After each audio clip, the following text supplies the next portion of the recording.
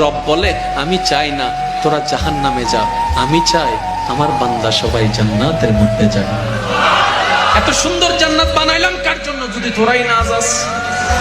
এত সুন্দর ফল ফলাদি, মিষ্টি ফল ফলাদি, স্বাদওয়ালা ফল ফলাদি রাখলাম কার জন্য যদি আমার বান্দারাই না খায়? আমি চাই তোরা যা। রব আমাদের তো গুনার পাল্লা ভারী।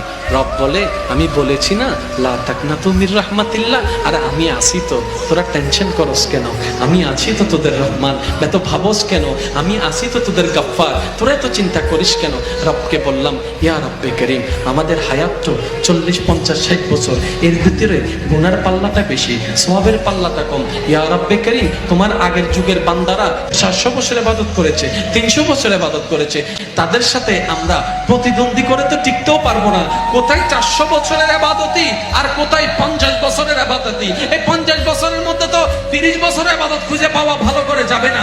রব্বে করিম, আমরা তো আটকে যাচ্ছি। আল্লাহ পাক বলে তোরা আমার রহমাতুল লিল আলামিন।